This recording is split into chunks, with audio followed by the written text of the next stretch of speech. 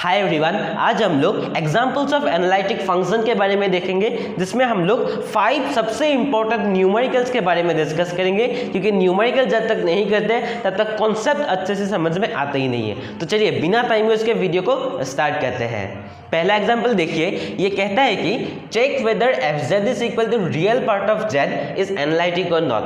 तो एनालिटिक एक फंक्शन है, उसे चेक करने के लिए 3 स्टेप्स अगर हम लोग फॉलो करते हैं तो हो जाते हैं। पहला स्टेप u और v को फाइंड करेंगे। दूसरा स्टेप कॉची-रीमैन कंडीशन सेटिस्फाई होता है कि नहीं होता है। अगर ये सेटिस्फाई नहीं होता है तो यहाँ तक जाने की जरूरत ही नहीं है, लेकिन अगर सेकेंड वाले सेटिस्फाई हो जाता है ये वाले कंडीशंस, तो थर्ड वाले को चेक करना। अगर ये भी सेटिस्फाई हो गए तो ये एनालिटिक है।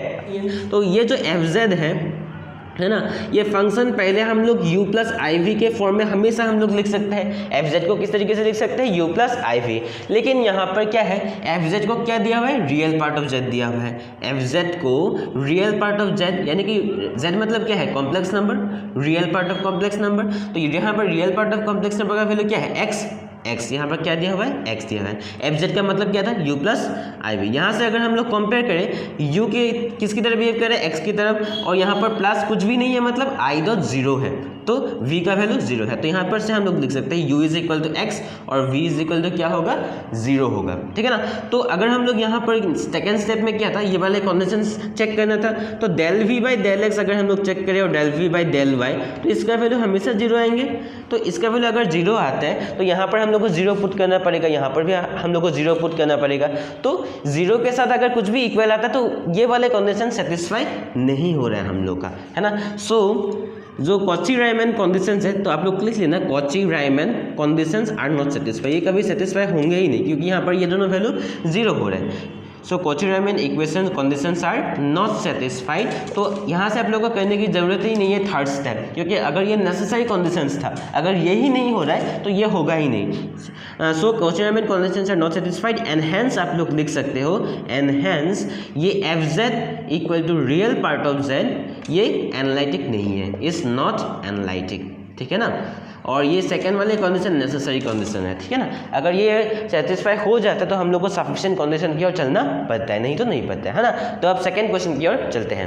तो सेकंड एग्जांपल है कि check whether fz is equal to mod z is analytic और नॉट, है ना। तो mod z मतलब मॉड्यूलस ऑफ z। तो यहाँ पर देखिए fz को हम लोग पहले किस तरीके से रिप्रेजेंट करते हैं, u प्लस iv। अब मॉड्यूलस ऑफ z मतलब क्या है, जो z है उसका मॉड्यूलस यानी कि root over X square plus Y square, यानी कि z मतलब कॉम्प्लेक्स नंबर, और कॉम्प्लेक्स नंबर का मॉड्यूलस हम लोग किस तरीके से रिप्रेजेंट करते हैं, है ना। तो यहाँ से अगर हम लोग देखें u प्लस fz मतलब u प्लस iv, ये u की तरह बिहेव कर रहा है, क्योंकि यहाँ पर कोई कॉम्प्लेक्स पार्ट है नहीं, तो i डॉट 0। तो यहाँ से हम लोग को मिला u is equal to root over X square plus Y square. इन v का वैल्यू हम लोग को क्या मिला, v इज इक्वल टू 0। तो del v by del x और del v by del y का जो वैल्यू होगा वो हमेशा क्या होगा, 0।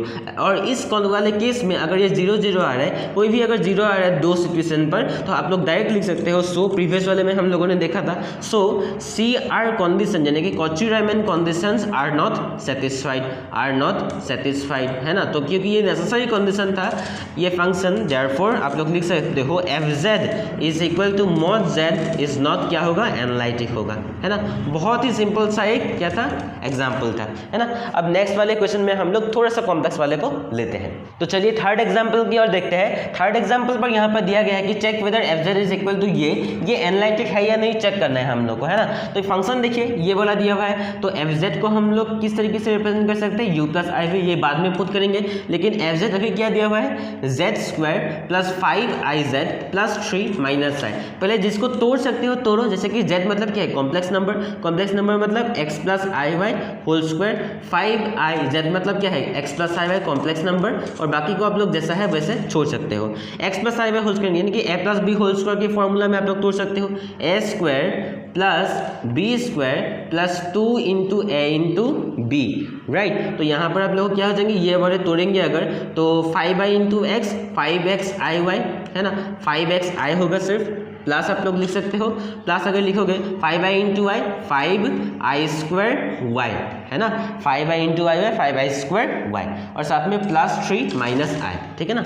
तो यहाँ से आप देखिए एक्स स्क्वायर आई स्क्वायर अगर हो जाएंगे, आई स्क्वायर का वैल्यू कितना होता है -1 होता है, तो यहाँ पर X square minus Y square. तो यहाँ से अगर हम लोग वाई को कॉमन, आई को कॉमन लेंगे, इमेजिनरी नंबर, यहाँ से भी हम लोग को कॉमन लेना पड़ेगा, लेकिन यहाँ पर देखिए आई स्क्वायर मतलब फिर से -1, तो -5y हो जाएंगे, क्या हो जाएंगे -5y हो जाएंगे, और यहाँ से +3 को हम लोग ले सकते हैं कुछ इस तरीके से, राइट। तो यहाँ पर से अगर हम लोग क्या कॉमन लेते हैं, यहाँ से आई को कॉमन लेते हैं, तो अंदर क्या बचेंगे, अंदर बचेंगे हम लोग के पास 2xy प्लस 5x माइनस 1, यहाँ से भी कॉमन लेते हैं, तो ये वाले इक्वेशन हम लोग को बन जाते हैं। तो यहाँ से अगर हम लोग कंपेयर करें कि u प्लस आई वी, तो देखिए ये u की तरह बिहेव करे, ये पूरा का पूरा, और i के साथ जो भी चिपका हुआ है वो v की तरह बिहेव करे, है ना। तो हम लोग लिख सकते हैं कि मैं थोड़ा सा रब कर देता हूँ यहाँ पर, है ना, ये वाले जो एरोज मैंने बनाए हैं इससे थोड़ा सा रब कर देता हूँ, और यहाँ से हम लोग लिख सकते हैं कि u का जो वैल्यू है वो है X square minus Y square minus 5y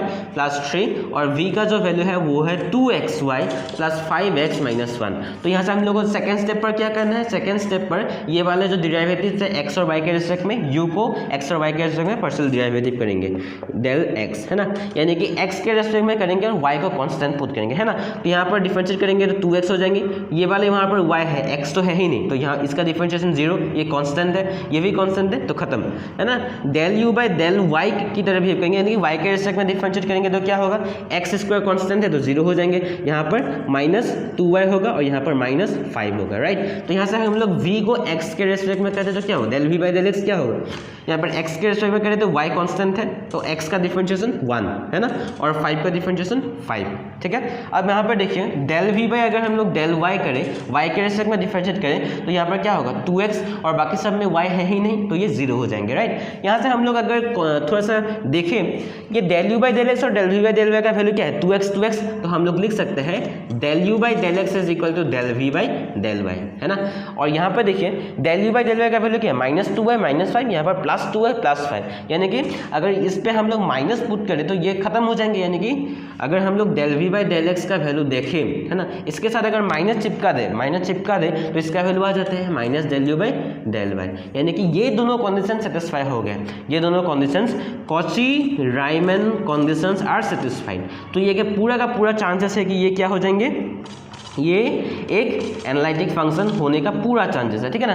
तो अब देखिए लास्ट में हम लोग को देखना था कि ये कॉन्टिन्यूअस है कि नहीं है। देखिए ये पॉलिनोमियल्स है, ऑब्वियसली क्या होगा, पॉलिनोमियल्स हमेशा कॉन्टिन्यूअस होता है, तो आप लोग लिख सकते हो कि ये वाले del u by del x, आप लोग लिखना here del u by del x, del u by del y, del v by del x and del v by del y are continuous and so are polynomials and continuous and hence continuous, so this function fz is equal to analytic, है ना। ये continuous क्योंकि ये polynomial functions है, right. आप लोग यहाँ तक समझ गए, तो नेक्स्ट वाले क्वेश्चन को देखते हैं। एग्जांपल की ओर चलते हैं। फोर्थ एग्जांपल में कहा गया है कि check whether fz is equal to mod z का होल स्क्वायर एनालिटिक है या नहीं है।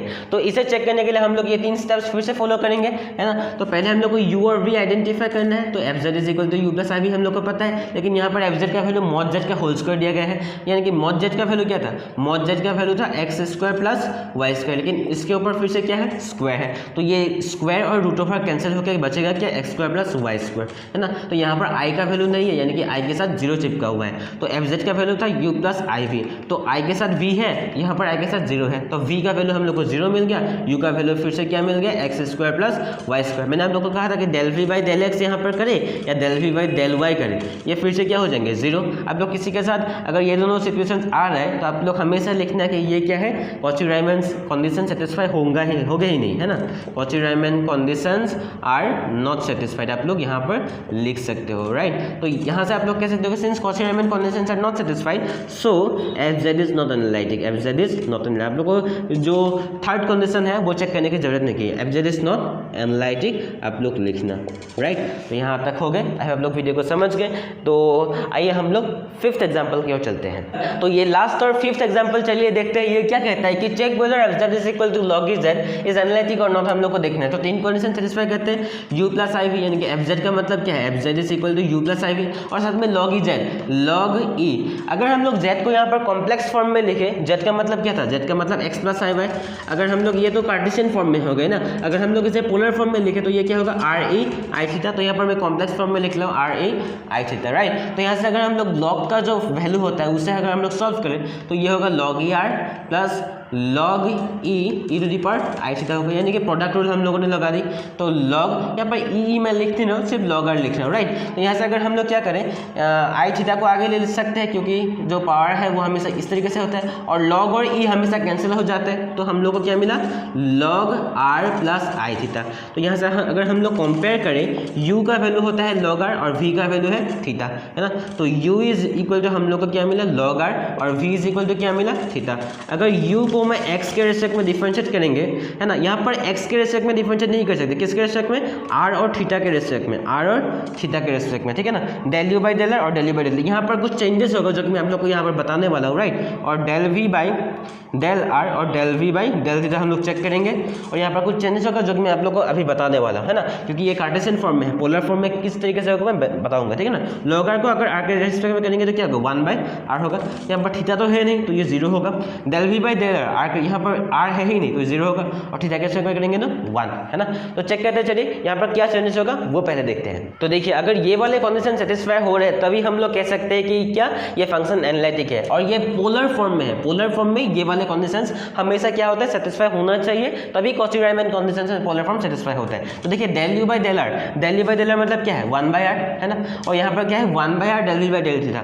1 बाई आर हम लोग लिख लेते हैं, del v by del theta का वैल्यू कितना है 1, तो हम लोग को क्या मिला 1 by r is equal to 1 by r, तो सेटिस्फाई हो गए पहले वाले कंडीशन। अब दूसरे वाले कंडीशन को देखते हैं, 1 by r del u by del theta कितना, del u by del theta है 0, और यहाँ पर del v by minus of del v by del r, del v by del r का वैल्यू 0, तो 0 इज इक्वल टू क्या होगा 0, ये भी सेटिस्फाई हो रहा है ना। तो हम लोग कह सकते हैं कि ये वाले जो कॉची-रायमन कंडीशंस पोलर फॉर्म में है ये सेटिस्फाई हो रहा है ना। तो अब देखते हैं कि ये वाले जो है यहाँ पर आर और थीटा होगा, बस यही चेंजेस होगा कि आर और क्या होगा, थीटा होगा, ठीक है ना, आर और थीटा। तो यहाँ पर आर और थीटा कॉन्टिन्यूस है कि नहीं ये देखते हैं। 1 बाई आर क्या है, कॉन्टिन्यूस है, 1 भी कॉन्टिन्यूस है, 0 0 कॉन्टिन्यूस, लेकिन आर के जगह पर अगर 0 पुट करेंगे तब ये कॉन्टिन्यूस नहीं होगा। तो हम लोग लिख सकते हैं कि ये वाले जो डिराइवेटिव्स है ये कॉन्टिन्यूस है, आप लोग लिख लेना, ये डिराइवेटिव्स कॉन्टिन्यूस है except at r equal to 0, आप लोग लिखते हैं ना except at r equal to 0, क्योंकि यहाँ पर अगर 0 हो गया तो ये इनफाइनाइट हो जाएंगे, यानी कि अनडिफाइंड हो जाएंगे, राइट। तो ये वाले कंडीशंस पर सिर्फ आर इक्वल टू 0 कंडीशन पर कॉन्टिन्यूस नहीं है, लेकिन आर इक्वल टू 0 के अलावा